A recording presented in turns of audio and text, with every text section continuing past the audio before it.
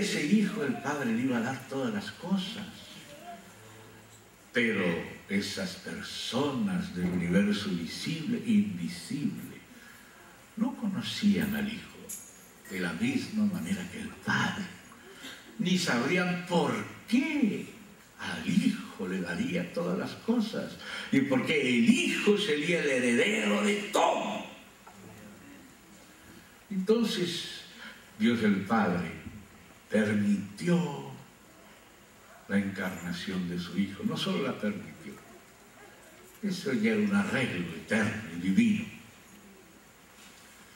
Y por medio de las pruebas del Hijo, Dios empezó a mostrarnos al Hijo y a resaltar el significado que para el Padre tiene el Hijo sobre el paño de fondo de la rebelión de Satanás. Satanás, no siendo, pretendió hacerse, seré. Y el Hijo, siendo, se humilló. ¡Qué contraste! Él, siendo en forma de Dios, igual a Dios, no estimó el ser igual a Dios como cosa que aferrarse, sino que se despojó a sí mismo. Y el otro, siendo una criatura, dijo, seré semejante. Y el que era semejante, su misma semejanza, la semejanza de la gloria divina, se despojó y se hizo un hombre, como si fuera inferior a los ángeles, y se sometió a las pruebas humanas, pruebas de verdad, como hombre y como criatura.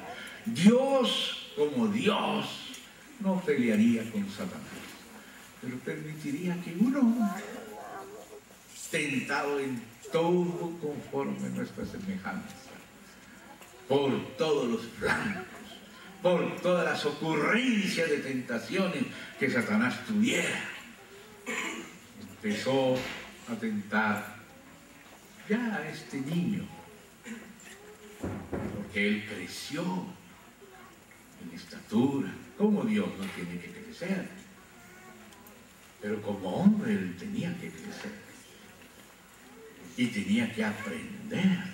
Como Dios no tiene que aprender, pero él se despojó y se hizo semejante a nosotros y fue probado de verdad, y por lo que padeció aprendió la obediencia. Dios empezó a mostrar por qué él ama a su Hijo, por qué su Hijo es el heredero de todas las cosas, por qué su Hijo está en el centro de su corazón, por qué Dios hace todas las cosas con el Hijo, las hace en el Hijo, las hace por el Hijo y las hace para el Hijo. La creación no sabía por qué, pero a partir de todas las cosas que Dios permitió que sucedieran, sin obligar a ninguna criatura libre, porque a Dios le gusta que sus criaturas sean libres, y las hizo libres. Y las criaturas con su libertad, algunos permanecieron fieles y otros se rebelaron.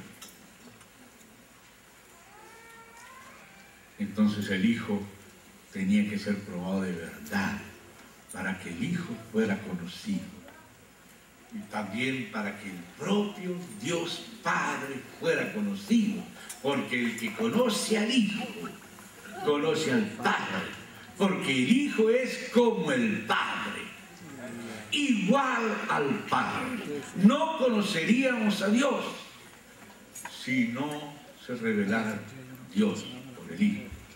El Hijo vino para que conociéramos al Padre. Por eso comenzamos diciendo, hermanos, que en el hecho de que Dios tenga un Hijo es donde se revela. Y está escrito en Colosenses, todo secreto y sabiduría de Dios, en el misterio de Dios, revelado en Cristo, están escondidos todos los demás tesoros de la sabiduría y de la ciencia de Dios. de esa relación íntima de Dios el Padre con su Hijo en el Espíritu. De ahí brota toda la existencia del universo visible y del invisible.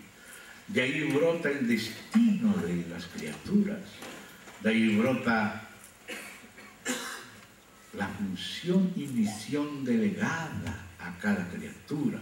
Cada criatura tiene una función que Dios le ha delegado. Inclusive unas hierbitas pueden producir ciertos remedios. Dios podría curarnos sin remedios, pero Dios quiere que existan las criaturas y les delega una función. Dios podría cuidarnos sin necesidad de los ángeles, pero Dios quiere que sus ángeles representen su cuidado por nosotros y ellos nos tienen que cuidar, representando el cuidado de Dios. Dios no es egoísta. Dios no es egoísta. Satanás quiere mostrar que Dios es egoísta. Satanás quiere decir, sabe Dios que el día que coman seréis como Él, como quien dice, con que ahí está la sorna de Satanás, con que Dios les dijo que no podían comer. No, Él sabe que el día que coman van a ser como Él no quiere nadie que sea como Él. Y al contrario, Él dijo, hagamos al hombre a nuestra imagen.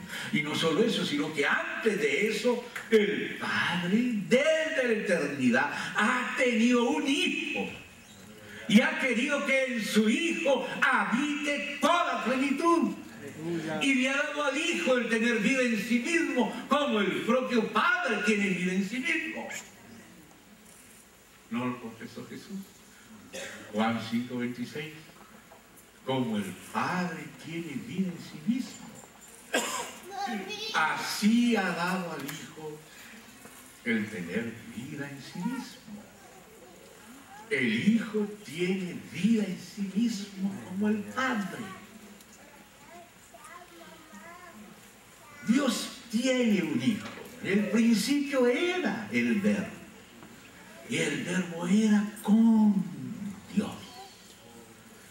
Y el Verbo era Dios. Y la persona del Hijo, del Verbo eterno que estaba con Dios, era en el principio con Dios. Claro que Israel, como veníamos diciéndolo, que tuvo que crecer y formarse en el tiempo cuando ya Satanás había oscurecido esa revelación primigenia que los hombres, la humanidad en sus principios había tenido y había apartado la noción del Padre Supremo del corazón de los hombres, y los hombres habían llegado a confundir la naturaleza con Dios, dándole honor y gloria a las criaturas y negándosela al Creador, como denuncia Pablo en Romanos. Y ahí comenzó la perversión y la destrucción de todo. Ahí entró, como decíamos, el panteísmo, el dualismo, el politeísmo, la idolatría y todas las consecuencias de degeneración que eso trae. Entonces, cuando Dios comenzó a revelarse a Israel, lo primero que tenía que revelar era acerca de su propia unidad. Y Dios enfatizó para con Israel la unidad. Dios es uno. Shema Israel. Yahvé Elohenu, Yahvé Echad. El corazón de la confesión monoteísta. Mientras los demás pueblos eran politeístas, habían sido engañados y los demonios, ángeles caídos, habían pretendido hacerse los dioses de las naciones y exigían sacrificios y los aterrorizaban. Israel conoció al único Dios. Y en Deuteronomio 6:4 está esa confesión que es el corazón de la fe de Israel, el monoteísmo. Shema Israel. hoy